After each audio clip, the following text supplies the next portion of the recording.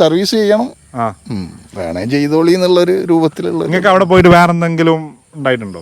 വേറെ ഒരു സർവീസ് ചെയ്യാൻ ഇതൊരു സ്റ്റാർട്ടിങ് ബജാജ് ചേതക്കിൻ്റെ റേറ്റ് ഈ എത്ര എമൗണ്ട് ഒന്നുമില്ല, ഇതിനെക്കാട്ടും വളരെ കുറഞ്ഞ എമൗണ്ട് ആയിരുന്നു. പക്ഷേ ഇപ്പോൾ സബ്സിഡി കഴിഞ്ഞിട്ട് 1,65,000 രൂപ കൊടുക്കുന്നുണ്ടെങ്കിൽ തന്നെ ഇതിൻ്റെ ടോട്ടൽ എമൗണ്ട് 2 ലക്ഷം രൂപേൻ്റെ മുകളിൽ വന്ന് 2 ലക്ഷം രൂപേൻ്റെ മുകളിൽ വന്നിട്ടാണ് 45,000 രൂപ സബ്സിഡി കുറച്ചിട്ട് 1,65,000 രൂപയ്ക്ക് നമുക്ക് തരുന്നത്. ഹായ് ഹലോ ഫ്രണ്ട്സ്, ഇന്ന് നമ്മൾ നോക്കാൻ പോകുന്ന ബജാജ് ചേതക്കിൻ്റെ ഒരു കസ്റ്റമർ റിവ്യൂ ആണ്. ഏകദേശം 3 മാസം മുമ്പ് ബജാജ് ചേതക്കിൻ്റെ ഒരു ഡീറ്റെയിൽസ് റിവ്യൂ ഞാൻ ചെയ്തിട്ടുണ്ട്. അതിൻ്റെ ശേഷം ഞാൻ അന്ന് തന്നെ പറഞ്ഞിരുന്നു ബജാജ് ചേതക്കിൻ്റെ ഒരു കസ്റ്റമർ റിവ്യൂ ഞാൻ ചെയ്യുമെന്ന്. മെയിനായിട്ട് നോക്കാനുള്ള ഒരു കാര്യം എന്ന് പറഞ്ഞു കഴിഞ്ഞാൽ ബജാജ് ചേതക് ഒരുപാട് വർഷങ്ങൾക്ക് മുമ്പ്, നമ്മളൊക്കെ ജനിക്കുന്നതിന് മുമ്പ് ബജാജ് ചേതക് ഹിറ്റായിട്ടുള്ള ഒരു ബൈക്കല്ല ഒരു സ്കൂട്ടറായിരുന്നു. അത് ഇലക്ട്രിക് സ്കൂട്ടറിലേക്ക് കൺവേർട്ട് ചെയ്തപ്പം അതിനെക്കാട്ടും ഹിറ്റായിക്കൊണ്ടിരിക്കുന്ന ഒരു വണ്ടിയാണ്. അതുപോലെ തന്നെ ഇതിൻ്റെ മെയിൻ നെഗറ്റീവ് എന്ന് പറഞ്ഞു കഴിഞ്ഞാൽ ഈ ഒരു പ്രൈസിൻ്റെ കാര്യത്തിൽ, സബ്സിഡീൻ്റെ കാര്യത്തിൽ ഒരുപാട് ചൂഷണമൊക്കെ ചെയ്യുന്ന ഒരു വണ്ടിയാണ്. ഈ ഒരു ബജാജ് ചേതക് മാത്രമല്ല കേട്ടോ, ഒരുപാട് ഇലക്ട്രിക് സ്കൂട്ടറുണ്ട് സബ്സിഡീൻ്റെ കാര്യത്തിൽ. അപ്പോൾ എന്തായാലും ഇന്ന് നമ്മൾ കസ്റ്റമർ റിവ്യൂയിലേക്ക് പോകാൻ പോവാണ്. അതിനു മുമ്പ് എൻ്റെ പേര് Mukhtar, welcome back travel king.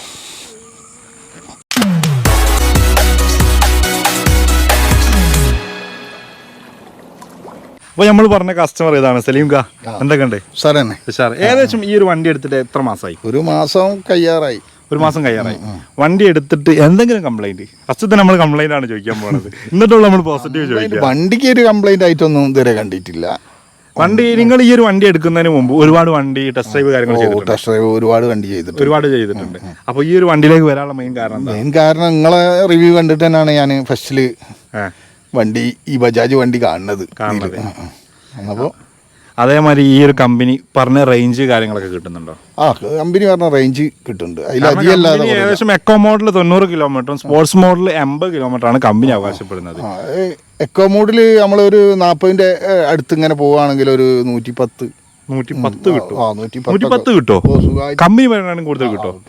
നമ്മൾ ഒറ്റക്ക് ഒരു 40 പോവുകയാണെങ്കിൽ കിട്ടും.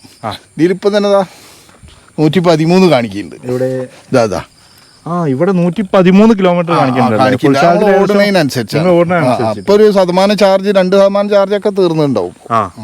113 കിലോമീറ്റർ ഇപ്പൊ തന്നെ കാണിക്കുന്നത്. കമ്പനി 90-80 ആയിരുന്നു കമ്പനി പറഞ്ഞത്. പക്ഷെ അത് ഒറ്റക്ക് പോവുകയാണെങ്കിൽ നമ്മള് 40ന്റെ ചോടെ പോവുകയാണെങ്കിൽ 40 പോവുകയാണെങ്കിൽ തന്നെ ഒരു 110. അതേപോലെ തന്നെ നിങ്ങൾ ഡബിൾ വെച്ച് പോകുമ്പോൾ ഏകദേശം എത്ര കിലോമീറ്റർ? ഡബിൾ വെച്ച് പോവുകയാണെങ്കിൽ ഒരു 85-90. അതാണ് കറക്റ്റ് റേഞ്ച്. നമ്മളെപ്പോഴും സിംഗിൾ ആയിട്ട് പോകില്ല. നല്ല വെയിറ്റ് ഉള്ള ആള് കേട്ടോ. നിങ്ങൾക്ക് തന്നെ ഏകദേശം എത്ര 90-95 കിലോമീറ്റർ 90ന്റെ മേതുണ്ട്. അതേപോലെ തന്നെ നിങ്ങൾ നല്ലൊരു വെയിറ്റും വെച്ചിട്ട് ഏതെങ്കിലും കയറ്റം കയറി? നല്ല വെയിറ്റ് വെച്ചിട്ട് കയറിയിട്ടുണ്ട്. ഞാന് ഉമ്മ ഒരു 100 കിലോന്റെ അടുത്തുണ്ട്.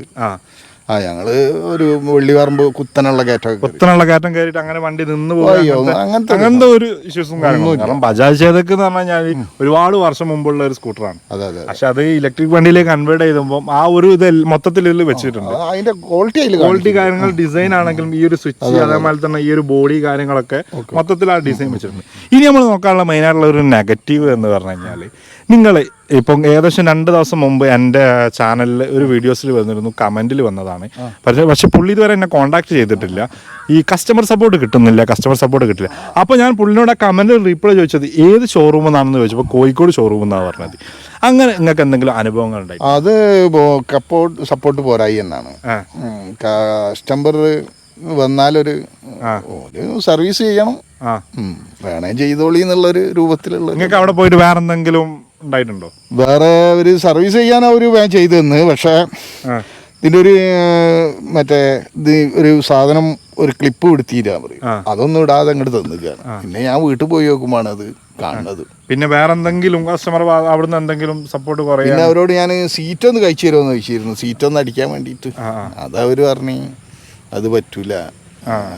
ചുരുക്കം പറഞ്ഞു കഴിഞ്ഞാൽ വണ്ടി വാങ്ങണ വരെയുള്ള സപ്പോർട്ട്, വണ്ടി വാങ്ങി കഴിഞ്ഞാൽ സപ്പോർട്ട് കുറവാണെന്നാ പറയുന്നത്. ഈ ഷോറൂം വാങ്ങിയെടുത്തെന്നല്ല, സർവീസ് വേറെ KTM ഷോറൂം കുറച്ച് പുറത്തുനിന്നാണ് ചെയ്യുന്നത്. ഷോറൂം മുഖാന്തരം വരുന്ന സർവീസ് തന്നെയാണല്ലോ.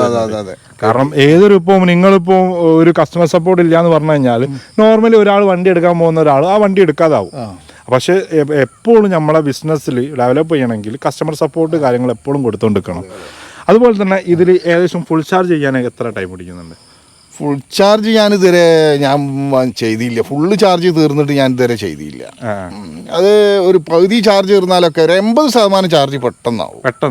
കാരണം ഇത് ഫുൾ ചാർജ് ചെയ്യാൻ കമ്പനി പറയുന്നത് ഏകദേശം 3.25 മണിക്കൂറാണ്.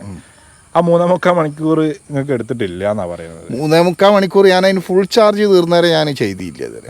ഞാനൊരു 75% ചാർജ് തീർന്നിട്ടൊക്കെ ഞാൻ ചാർജ് കയറ്റിയിട്ടുണ്ട്. ഡെയിലി ലോങ് യാത്ര ഉണ്ടാകുന്ന ആളാണ്? ഡെയിലി ലോങ് യാത്ര ഒന്നുമില്ല. ഒരു 40 കിലോമീറ്റർ 80 കിലോമീറ്റർ ഞാൻ ഡെയിലി ഏകദേശം ഓടും. ഡെയിലി ഓടും. ഓക്കെ. ഈ ഒരു വണ്ടി എടുത്തതിന് ശേഷം ഒരുപാട് ആൾക്കാർ ടെസ്റ്റ് ഡ്രൈവ്, അതുപോലെ തന്നെ ആൾക്കാർ എന്തെങ്കിലും സാധാരണ ഒരു നോർമൽ പെട്രോൾ വണ്ടി ഓടിക്കുന്നതും ഈ ഒരു ഇലക്ട്രിക് വണ്ടിയിലേക്ക് കൺവേർട്ട് ചെയ്തപ്പം ആൾക്കാരെ റെസ്പോൺസ് എങ്ങനെയാണ്? അവരെല്ലാവരും ചോദിക്കും, എല്ലാവരും ഓട്ടാൻ വണ്ടി ചോദിക്കും. നിങ്ങൾ മുഖാന്തരം ഏതെങ്കിലും ബുക്കിംഗ് കാര്യങ്ങൾ പോയിട്ടുണ്ടോ? എല്ലാം ഒരുപാട് അളിയനൊന്ന് വേണമെന്ന് അറിഞ്ഞിട്ടുണ്ട്. ഇപ്പോൾ മൂപ്പരൊന്ന് ബുക്ക് ചെയ്യാൻ പോകണമെന്ന് അറിഞ്ഞിട്ടുണ്ട്. കുറേ ആൾക്കാർ പറഞ്ഞിട്ടുണ്ട് പുത്തൂർമടത്തുനിന്നൊക്കെ. ഇത് ടോട്ടൽ ഈ ഒരു വണ്ടി എടുത്തിട്ട് എത്ര എമൗണ്ട് ആയി? 1,65,506 രൂപ. 1,65,506 രൂപ. സബ്സിഡി കഴിഞ്ഞിട്ടല്ല ഈ ഒരു എമൗണ്ട് വരുന്നത്. പക്ഷേ ഈ ഒരു സബ്സിഡിൻ്റെ കാര്യത്തിൽ ഒരുപാട് പ്രശ്നങ്ങളുണ്ട് കേട്ടോ. ഏകദേശം ഈ ഒരു സ്റ്റാർട്ടിങ് ബജാജ് ചേതക്കിൻ്റെ റേറ്റ് ഈ എത്ര എമൗണ്ട് ഒന്നുമില്ല, ഇതിനെക്കാട്ടും വളരെ കുറഞ്ഞ എമൗണ്ട് ആയിരുന്നു. പക്ഷേ ഇപ്പം സബ്സിഡി കഴിഞ്ഞിട്ട് 1,65,000 രൂപ കൊടുക്കുന്നുണ്ടെങ്കിൽ തന്നെ ഇതിൻ്റെ ടോട്ടൽ എമൗണ്ട് 2 ലക്ഷം രൂപേൻ്റെ മുകളിൽ വന്ന് 2 ലക്ഷം രൂപേൻ്റെ മുകളിൽ വന്നിട്ടാണ് 45,000 രൂപ സബ്സിഡി കുറച്ചിട്ട് 1,65,000 രൂപയ്ക്ക് നമുക്ക് തരുന്നത്. പിന്നെ അതേപോലെ തന്നെ ഈ ഒരു വണ്ടി ബുക്ക് ചെയ്തിട്ട് ഒരുപാട് വെയിറ്റ് ചെയ്തിട്ടുണ്ടോ? ബുക്ക് ചെയ്യുമ്പോൾ അവർ പറഞ്ഞ ഒരു 1.5 മാസം കൊണ്ട് വണ്ടി കിട്ടുന്നു. പക്ഷേ 3 മാസം കഴിഞ്ഞു. 3 മാസം കഴിഞ്ഞിട്ടാണ് ഈ ഒരു വണ്ടി കിട്ടിയിട്ടുള്ളത്. അതായത് നിങ്ങൾ അഡ്വാൻസ് എത്ര കൊടുത്തിട്ടുണ്ട്? ഫസ്റ്റ് 2,000 രൂപ കൊടുത്തു. 2,000 കൊടുത്തിട്ട് ബുക്ക് ചെയ്ത് പിന്നെ വണ്ടി തരുമ്പോൾ ഫുൾ എമൗണ്ട് കൊടുത്തിട്ട് പിന്നെ ഞാൻ കുറേ ഷോറൂമിലേക്ക് വിളിച്ചിട്ടാണ് വണ്ടി കിട്ടിയത്. കാരണം സ്റ്റാർട്ടിങ് 1.5 മാസം പറഞ്ഞു, ഇപ്പൊ 3 മാസം. ഇപ്പൊ ഞാനൊരു വണ്ടി ബുക്ക് ചെയ്യുകയാണെങ്കിൽ കമ്പനി അവരെന്നോട് പറഞ്ഞ 3 മാസം തന്നെ ആവുന്ന 3 മാസം തന്നെ ആവുന്നാണ് പറഞ്ഞിട്ടുള്ളത്. അത് കാരണം നിങ്ങൾ വണ്ടി എടുത്തതിന് ശേഷം ആയതുകൊണ്ടാണ്. ഓക്കെ. വേറെ മൊത്തത്തിൽ നോക്കുകയാണെങ്കിൽ വേറെ ഇഷ്യൂസ് കാര്യങ്ങളൊന്നുമില്ല. മെയിനായിട്ടുള്ള കസ്റ്റമർ സപ്പോർട്ട് ഇല്ല എന്നുള്ളതാണ് മെയിനായിട്ടുള്ള ഒരു ഇഷ്യൂസ്. വണ്ടി മൊത്തത്തിൽ നോക്കുമ്പോൾ ഈ ഒരു ബോഡി കാര്യങ്ങൾ, ഇതിൻ്റെ സ്വിച്ച്, അതേപോലെ തന്നെ ഫ്രണ്ടിലുള്ള ഗ്രില്ല് കാര്യങ്ങളൊക്കെ നോക്കുമ്പോൾ നല്ല ക്വാളിറ്റി നല്ലോണം മെയിൻറ്റെയിൻ ചെയ്ത് കൊണ്ടുപോയിട്ടുണ്ട്. അതുപോലെ തന്നെ 12 ഇഞ്ചിൻ്റെ ട്യൂബ്ലെസ് ടയറാണ് വരുന്നത്. ഫ്രണ്ട് ഡിസ്ക് ബ്രേക്കും അതുപോലെ തന്നെ ബാക്കിൽ ഡ്രം ബ്രേക്കുമാണ് വരുന്നത്. 3 കിലോ വാട്ടിൻ്റെ ലിഥിയം അയൺ ബാറ്ററിയാണ് വരുന്നത്. റിമൂവ് ചെയ്യാൻ സാധിക്കാത്ത ലിഥിയം അയൺ ബാറ്ററിയാണ് ഇതിൽ യൂസ് ചെയ്തിട്ടുള്ളത്. മൊത്തത്തിൽ ഈ ഒരു വണ്ടീൻ്റെ ഡീറ്റെയിൽസ് റിവ്യൂ ഞാൻ ചെയ്തതാണ്. അപ്പോൾ ഞാൻ ഒരുപാട് കാര്യങ്ങളൊന്നും പറയുന്നില്ല. മെയിനായിട്ട് ഇതിൻ്റെ ഈ ഒരു ക്വാളിറ്റി അത്യാവശ്യം നല്ല രീതിയിൽ മെയിൻറ്റെയിൻ ചെയ്ത് കൊണ്ടുപോയിട്ടുണ്ട്. അപ്പോൾ എന്തായാലും സലീം ഖാൻ പറയുന്ന ഓരോ കാര്യങ്ങളും നിങ്ങൾ കേട്ടിട്ടുണ്ടാവും. ഈ ഒരു ബജാജ് ചേതക് ഇലക്ട്രിക് സ്കൂട്ടർ മൊത്തത്തിൽ നോക്കുമ്പോൾ നല്ലൊരു വണ്ടിയാണ്. ഇതിൻ്റെ ഒരു നെഗറ്റീവ് എന്ന് പറഞ്ഞു കഴിഞ്ഞാൽ ഇതിൻ്റെ കസ്റ്റമർ സപ്പോർട്ടാണ്. പിന്നെ അതുപോലെ തന്നെ ഞാൻ പറഞ്ഞിരുന്നു ഇതിൻ്റെ പ്രൈസിൻ്റെ കാര്യത്തിലുള്ള സബ്സിഡി. അത് ഞാൻ ഡീറ്റെയിൽസ് ആയിട്ടുള്ളൊരു മറ്റൊരു വീഡിയോ ഞാൻ ചെയ്യുന്നുണ്ട്. അതിപ്പം പറഞ്ഞാൽ ശരിയാവില്ല. കാരണം ഒരുപാട് വണ്ടിൻ്റെ കമ്പാരിസൺ തന്നെ ചെയ്യാണ്ട് സബ്സിഡിൻ്റെ കാര്യത്തിൽ നമുക്ക് ചൂഷണം ചെയ്യുകയാണ് ഒരുപാട് ആൾക്കാർ. അതുപോലെ തന്നെ ഈ ഒരു ബജാജ് ചേതക്കിൻ്റെ ഈ ഒരു വീഡിയോ കാണുന്നുണ്ടെങ്കിൽ കസ്റ്റമർ സപ്പോർട്ട് നല്ലോണം കൊടുക്കാൻ വേണ്ടി നിങ്ങൾ ശ്രമിച്ചാൽ നിങ്ങൾക്ക് ഇനിയും ഒരുപാട് കസ്റ്റമർ വരുന്നതാണ്.